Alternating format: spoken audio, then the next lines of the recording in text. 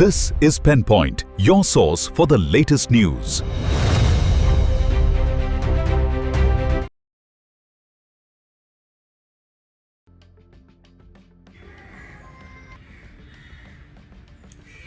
ఈ నెల 23వ తేదీన ఆంధ్రప్రదేశ్ రిటైర్డ్ ఎంప్లాయీస్ అసోసియేషన్ రాష్ట్ర సంఘ సమావేశం కౌన్సిల్ సభ్య సమావేశం జరిగి అందులో రాష్ట్ర సంఘానికి ఎన్నికలు జరిగాయి.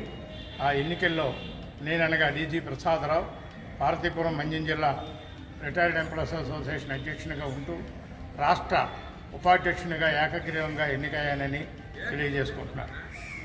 అదేవిధంగా మేము రేపు 28 అది చెప్పొచ్చా రేపు 28వ తేదీన ఏపీజేఏసీ అమరావతి పక్షాన మా యొక్క ఉద్యోగ ఉపాధ్యాయ కార్మిక విశ్రాంత ఉద్యోగుల రావాల్సినటువంటి న్యాయమైనటువంటి కోరికల్ని సాధించిన కొరకు ప్రభుత్వం ఉదాసీన వైఖరి వహిస్తున్న కారణంగా 28వ తేదీ విజయవాడలో బహిరంగ సమావేశం ఏర్పాటు చేసుకొని ఉద్యమ కార్యాచరణ కూడా ఆ రోజు ప్రకటిస్తామని చెప్పేసి ఈ ద్వారా